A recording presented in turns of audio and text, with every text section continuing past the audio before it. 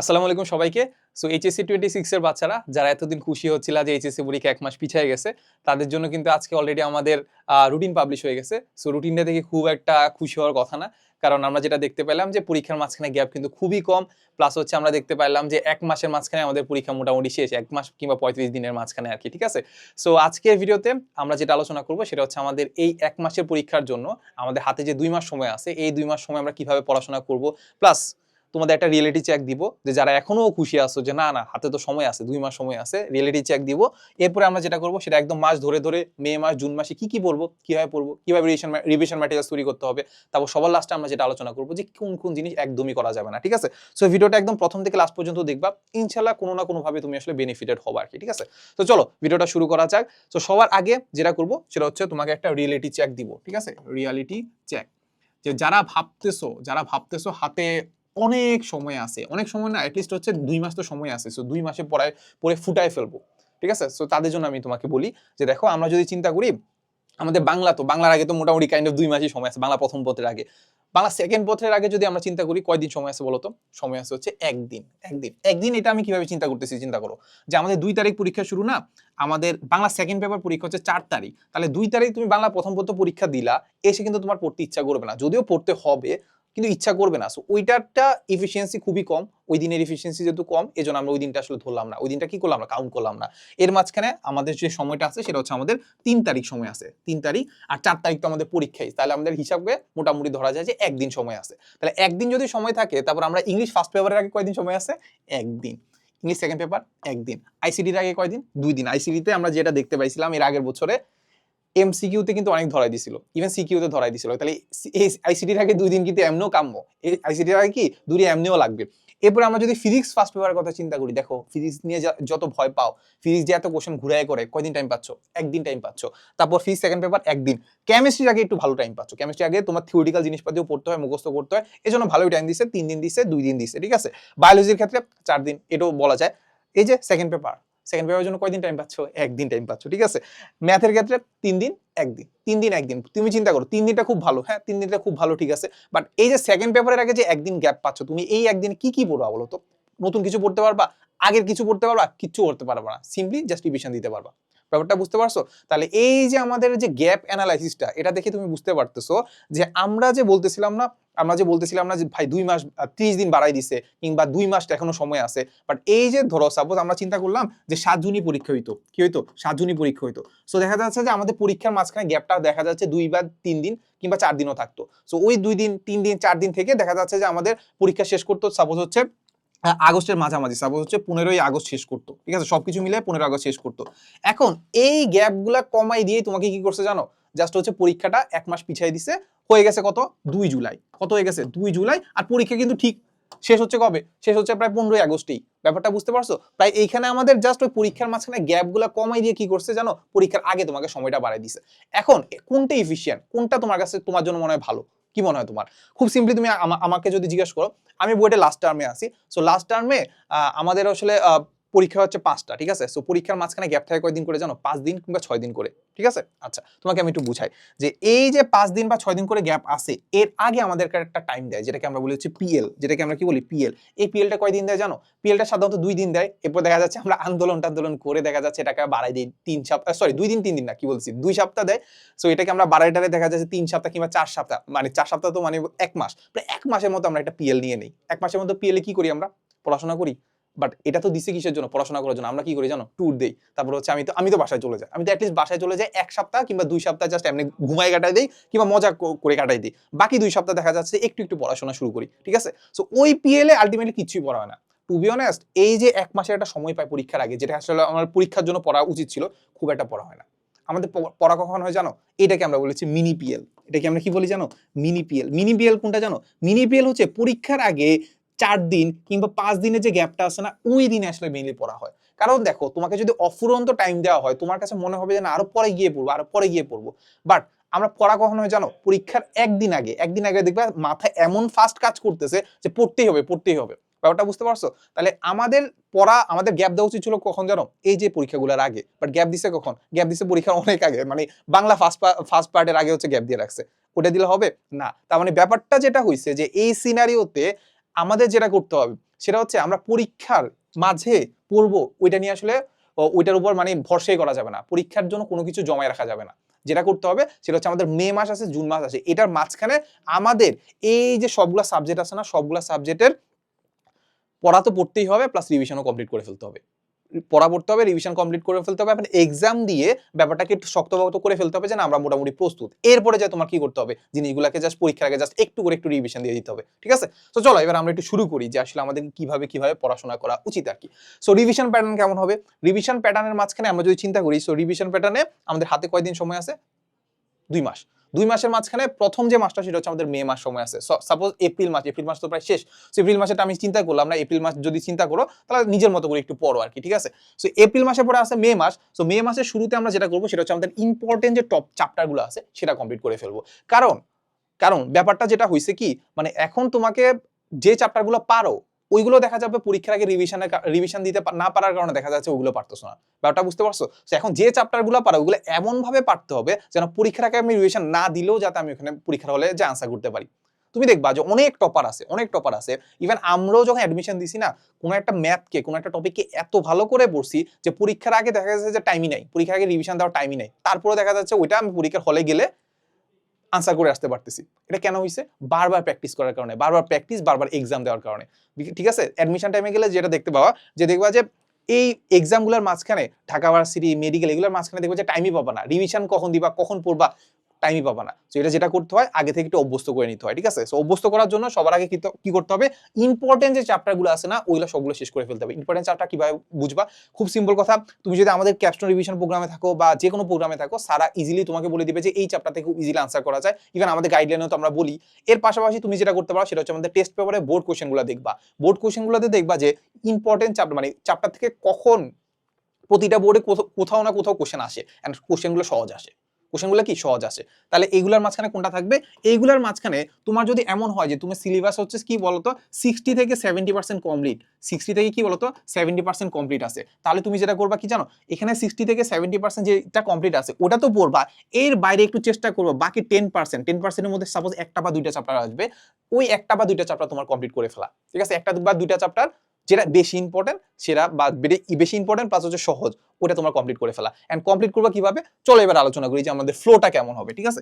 So flow এর মাঝখানে সবার আগে আমি ধরে নিচ্ছি যে 60 বা 70% তুমি পড়াশোনা করে ফেলছো, ওই 60 বা 70% এর বইয়ে তোমার কিছু না কিছু দাগানো আছে, কি আছে? বই দাগানো। সো বই যদি দাগানো থাকে তাহলে আমি মেইন বই পড়ে ফেলবো, ঠিক আছে? মেইন বই পড়তে আমার খুব বেশি কষ্ট হবে না, খুব বেশি কষ্ট হবে না, আমার তো লাইন দাগানো আছে, ওই লাইনটা কি করে ফেলবো, আমরা ওই লাইনটা পড়ে ফেলবো, ঠিক আছে?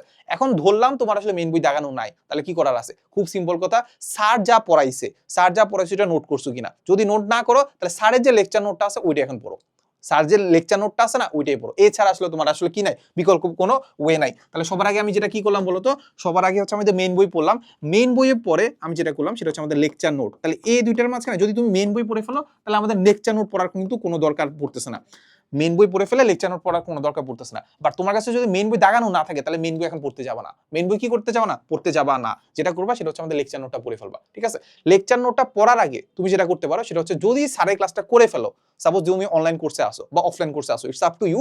অফলাইন কোর্সে যদি ভর্তি থাকো তাহলে তোমার কাছে নোট থাকতে হবে, ওটা তো আর আসলে রিওয়াইন্ড করে দেখা যাবে না। বাট তুমি অনলাইন কোর্সে যদি ভর্তি হয়ে থাকো তাহলে তুমি অনলাইন ক্লাসটা ভালো করে 2x দিয়ে দেখে ফেলো, 2x দিয়ে কি করে ফেলো, দেখে ফেলো, 2x দিয়ে দেখে জাস্ট স্যারের লেকচার নোটটা পড়ো, এর পাশাপাশি একটা নিজেরও একটা নোট তৈরি করবা, ঠিক আছে? সো আমি এখানে লিখে রাখছি যে নোট তৈরি করবা কি করবা না, আমি মানে তুমি যখনই থাকো না, পরীক্ষা ধরো একদিন আগে আছে, আমি তারপর তোমাকে নোট করতে বলবো, কারণ নোটের মাধ্যমে কি করতেছো তুমি আসলে যে জিনিসটা ইম্পর্টেন্ট ওই জিনিসটা লিখতেছো, যখনই লিখতেছো দেখবা যে তোমার প্রোডাক্টিভিটি বা এফিসিয়েন্সি কিন্তু অনেক বেড়ে যাবে, কারণ এখানে লিখার মাধ্যমে তোমার যে মানে মাসল মেমোরি আছে, তারপর হচ্ছে এই যে লিখতেছো এটা কারণে তোমার সিরিয়াসনেস বাড়তেছে, তুমি এটা দেখতেছো, তারপর এটা হয়তো বা একটু বলতেছো শুনতেছো, এটা কারণে দেখবা যে কিছু না কিছু পরিশ্রম যেহেতু করতেছো না, এটা কোনো না কোনো ভাবে কি করবে, তোমার কাজে লাগবে। তাহলে এই যে একটা নোট, স্যার যা পড়াচ্ছে এখানে স্যারে দেখবা যে ইম্পর্টেন্ট কিছু বললো, তারপর হচ্ছে কোন একটা জিনিসের সূত্র বলে দিল, ওটা খুব সুন্দর করে লিখে ফেলবা, কি করবা, খুব সুন্দর করে লিখে ফেলবা, এই তো। তাহলে এই যে নোটটা করতেছো না, তারপর নোটের মাঝখানে আবার মেইন বই দাগানো আছে, তারপর হয়তো বা লেকচার নোটের মাঝখানে তুমি দাগাই ফেলতে পারো যে কোন লেকচার নোটের মাঝখানে সবগুলো ম্যাথ তো ইম্পর্টেন্ট না,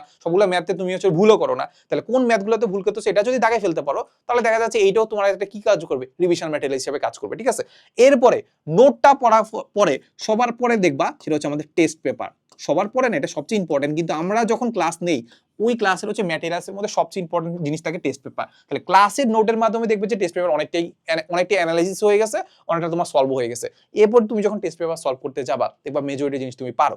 যে জিনিসটা পারো না ওই জিনিসটা প্রতিদিন ধরে ধরে বারবার প্র্যাকটিস করবা।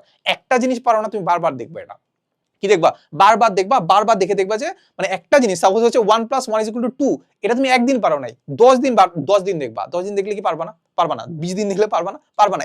একদিন দেখলে তো পারবা নাকি, মানে একদিন তো পারবা। সো এটা এটা এটা একটু অ্যাপ্লাই করো যে কোনো একটা ম্যাথ খুবই ইম্পর্টেন্ট তাও পারতেছো না, প্রতিদিন ধরে হচ্ছে সেম ম্যাথে বারবার করবা, দরকার হলে দেখে দেখে করবা, ঠিক আছে? ওকে, তাহলে এরপরে আমরা যেটা করবো সেটা হচ্ছে আমাদের মডেল টেস্ট দিব কিনা।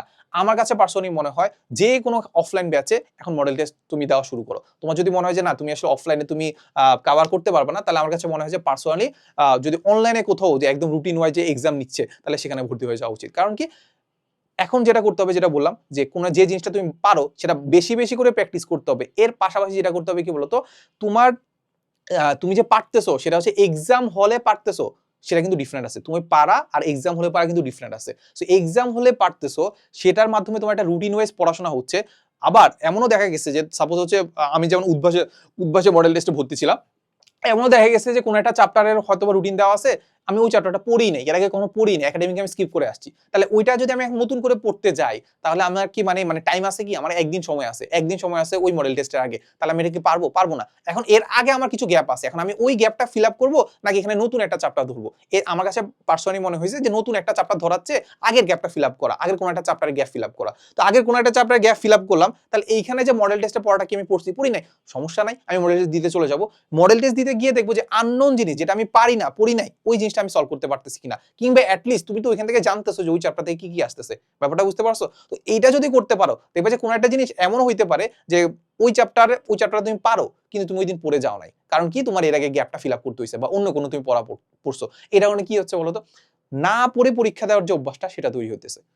না পড়ে অভ্যাস কেন, এই যে একটু আগে বললাম যে গ্যাপ তো নাই, তো গ্যাপের আগে তুমি অনেক কিছু রিভিশন দিতেই পারবা না, অনেক কিছু পড়তেই পারবা না। তো এটা একটা অভ্যাস তৈরি করতে হবে না? সো এই মাস থেকে অভ্যাস করে শুরু করো, ব্যাপারটা বুঝতে পারছো? ওকে, এরপরে যেটা হচ্ছে আমাদের সোশ্যাল লাইফ কি এখন রাখা উচিত, কি মনে হয় সোশ্যাল লাইফ রাখা উচিত? দেখবা কিছু মানুষ অনলাইনে ঢুকলে দেখবা যে এখন আন্দোলন শুরু করে দিবে যে না এবার আমাদের আন্দোলন করতে হবে, কারণ আসলে 1 মাসের মাঝখানে পরীক্ষা হবে না। এখন আন্দোলন করে এটা হয়তো বা 1 মাসের জায়গায় 2 মাস করতে পারো, এখন এটার সম্ভাবনা কতটুকু? এখন যেটা পার্সোনালি মনে হচ্ছে সম্ভাবনা প্রায় নাই বললেই চলে, ঠিক আছে? এখনের পরিস্থিতিতে। সো এখন তোমার যে ফ্রেন্ড যে আছে ওকে দেখবা যে সারাক্ষণই বলতেছে না না মামা পরীক্ষা পিছিয়ে দেবো, পরীক্ষা পিছিয়ে দেবো, পরীক্ষা পিছিয়ে কি পরীক্ষা দেখা যায় 2-3 মাসে নিয়ে নিবো। ওর কনফিডেন্স দেখলে তোমার মনে হবে যে না কিছু না কিছু একটা হবে, বাট এত কিছু দেখার দরকার আছে। ওই ছেলেটা হয়তো বা কোনোভাবে পাস করে যাবে, বাট তোমার তো পাস লাগবে না, তোমার লাগবে কি বুয়েটে বসতে হবে। বুয়েটে বসার জন্য কত লাগবে বলো তো? বুয়েটে বসার জন্য এবারও দেখবা যে 90+ লাগতেছে। সো ও হয়তো বা দেখা যাচ্ছে পাশের জন্য পড়তেছে, বাট তোমার পড়তে হবে কিসের জন্য? তোমার পড়তে হবে 90+ এর জন্য, বুয়েটের জন্য, মেডিকেলের জন্য, ঢাকা ভার্সিটির জন্য, ঠিক আছে? তো এতটুকু মাথায় রাখো, তুমি এসব সোশ্যাল লাইফ টাইপ এখন হচ্ছে হিসাব করলে হবে না। বাট একটা জিনিস মাথায় রাখবা, সোশ্যালি একদম এনক্লোজড হয়ে যাও না যে না আসলে আমি কারোর সাথে মানে মানে কারোর সাথে কথা বলবো না। তুমি একটু হিসাব নিকাশ রাখবা যে না আসলে মানে ফ্রেন্ড সার্কেলের মাঝখানে সাপোজ হচ্ছে একজন কিংবা দুইজনের সাথে কথা বলবা যারা একদম ভালো করে পড়াশোনা করতেছে, তাদের সাথে হিসাব করবা যে তোদের অবস্থা কেমন, তোরা কয়টা চ্যাপ্টার পড়ছো। জানিও তারা খুব একটা বলবে না, বাট অ্যাটলিস্ট তুমি তাদের সাথে আলোচনা করতে পারো যে না আসলে আমরা এতটুকু শেষ হয়েছে, তোদের কতটুকু শেষ হয়েছে, এই এতটুকু করবা। আর হচ্ছে অনলাইনে খুব একটা আসার দরকার নেই, কারণ আমরা যদি ক্যাস্টন রিভিশনের প্রোগ্রামের কথা বলি, সাপোজ হচ্ছে আমাদের যেই দাঁড়াও আমাদের একটু এজ কোর্সে যা দেখাই দিই, এজ কোর্সের যেই এখানে যাবা, এজ কোর্সে গিয়ে জাস্ট এখানে সার্চ দিবা হচ্ছে ক্যাপস্টোন রিভিশন প্রোগ্রাম, ঠিক আছে? ক্যাপস্টোন সরি একটু হ্যাঁ, এখানে জাস্ট ওই ক্যাপস্টোন লিখলেই দেখবা যে 2টা কোর্স আছে, একটা হচ্ছে রিভিশনের জন্য আর একটা হচ্ছে এমসিকিউ কোর্সের জন্য। এখন কিন্তু এমসিকিউ তে ফোকাস করতে হবে। সো রিভিশনের জন্য জাস্ট সিম্পলি তুমি জাস্ট এই ক্লাসগুলো করবা, ঠিক আছে? এই যে প্রথমে ডেমো ক্লাসগুলো করবা, করে যদি তোমার মনে হয় যে এখান থেকে তুমি কোনো না কোনোভাবে বেনিফিটেড হবা, তাহলে আমার কাছে পার্সোনালি মনে হয় যে কিনে ফেলা উচিত, ঠিক আছে? এখানে দেখবা যে ক্যাপস্টোন রিভিশন প্রোগ্রামে ক্লাস আছে, এরপরে আবার হচ্ছে টেস্ট পেপার সলভিং আছে, টেস্ট পেপার সলভিংও করতে পারো। টেস্ট পেপার তারপর হচ্ছে যে আমাদের রিভিশনের যে ক্লাসগুলো আছে ওইগুলোর মধ্যে আমরা টেস্ট পেপারই সলভ করাই আসলে মেইনলি। সো এইগুলো করে দেখতে পারো, দেখবা যে আসলে মানে কিভাবে তোমাকে কম্প্যাক্ট ভাবে হচ্ছে শেষ করাই দিচ্ছে আর কি, ঠিক আছে? তো যাই হোক, যেটা বলতেছিলাম যে এই ক্লাসগুলা এই ক্লাসগুলো তো এখানে করতেছো ঠিক আছে, তুমি আমাদের যদি অ্যাপটা ইনস্টল করো না, অ্যাপের মধ্যে দেখবা যে এগুলো আসলে তুমি ডাউনলোড করতে পারবা।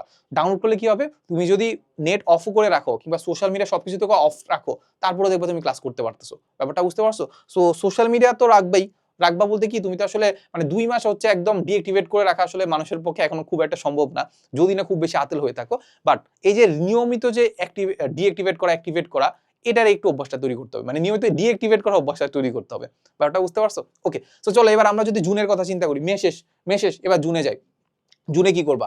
জুনে খুব সিম্পল কথা, 1 থেকে 15 তারিখ পর্যন্ত নিউ প্লাস ওল্ড মানে কি, এই যে আমরা যে ইম্পর্টেন্ট চ্যাপ্টারগুলো পড়ছি না, ওইটা অবশ্যই থাকতে হবে। প্রতিদিনের মাঝখানে 80% আমাদের পুরাতন যেগুলো আমরা পড়ে আসছি 80% চ্যাপ্টার থাকতে হবে, চ্যাপ্টার কিংবা হচ্ছে যে টপিকগুলো আছে ওগুলো থাকতে হবে।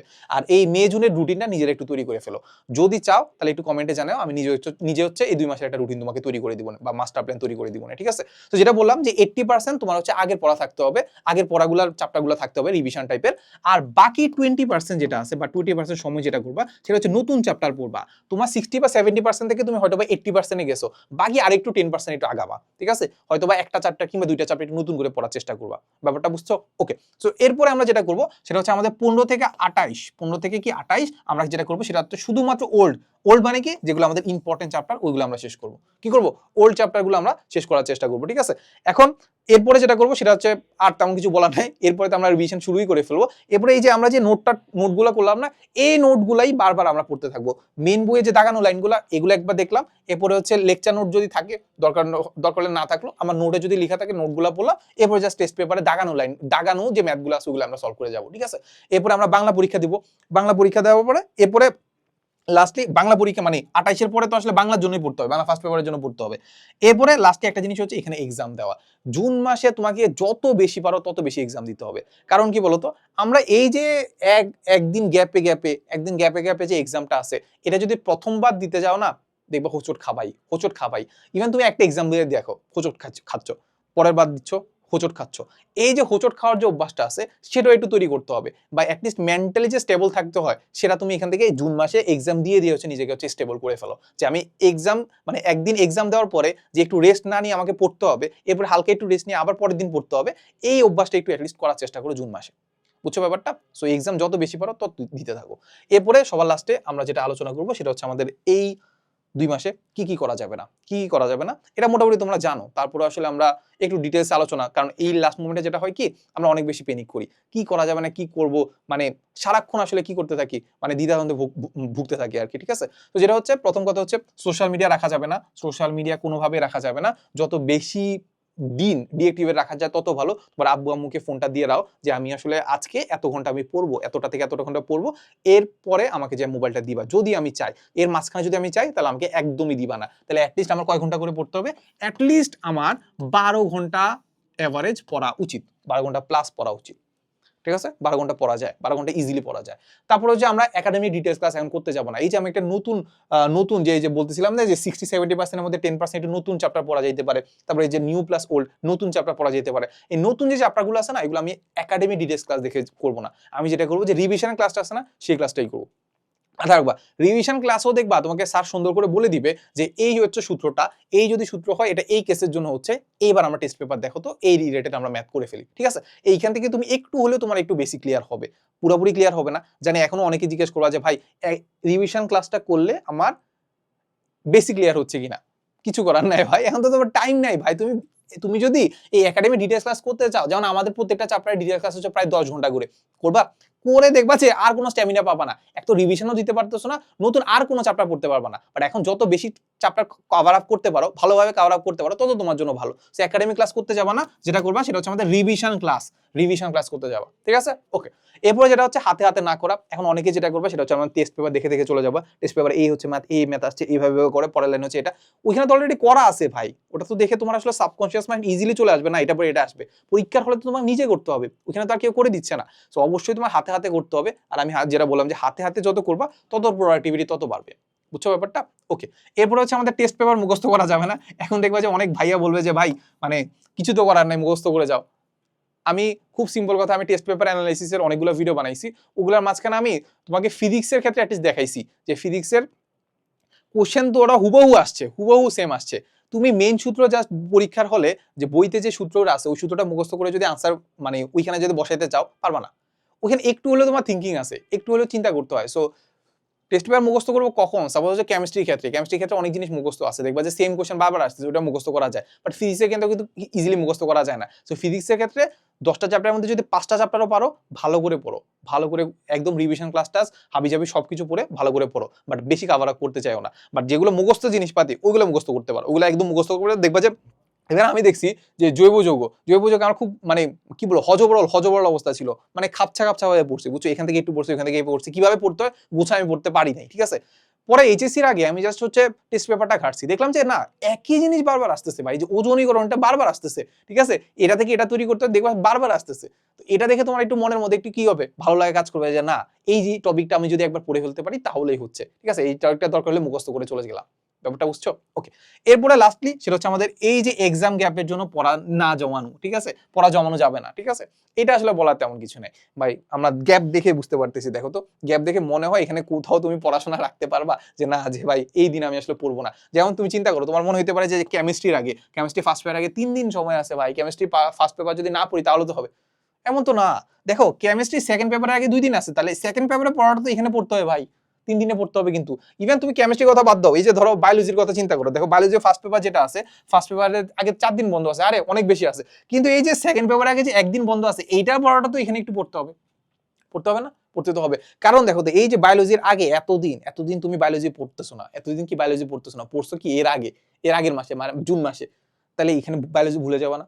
অবশ্যই ভুলে যাবা। তো ভুলে গেলে তোমার এই 4 দিনের মাঝখানে পড়তে হবে না, এই কারণে কিন্তু ওই সময়টা দেওয়া হয়েছে। সো এই হচ্ছে মোটামুটি কথা। সো আমরা মোটামুটি অনেক কিছু আলোচনা করে ফেলছি। সো এর বাইরে যদি এইচএসসি 26 এর কারো কোনো যদি পার্সোনাল কোনো কোয়েশ্চেন বা কি নিয়ে ভিডিও বানানো যায় একটু কমেন্টে জানাবা, ইনশাল্লাহ আমি চেষ্টা করব এটা নিয়ে তোমাদের জন্য ভিডিও বানানো। প্লাস এর বাইরে যদি তোমাদের কোনো একটা চ্যাপ্টার নিয়ে আলাদা করে ফিজিক্সের যদি কোনো ধরনের ওয়ান শট ক্লাস চাও, কিংবা কোনো ধরনের কোনো একটা টপিক নিয়ে আলোচনা করতে চাও, কোনো একটা টপিক নিয়ে মানে জানতে চাও, কোনো একটা টপিক নিয়ে ভিডিও চাও, তাহলে একটু কমেন্ট করে জানাবা, ইনশাল্লাহ এটা নিয়ে আমি আসলে ভিডিও বানাবো। সো দেখা হবে নেক্সট কোনো ভিডিওতে। আসসালামু আলাইকুম সবাইকে।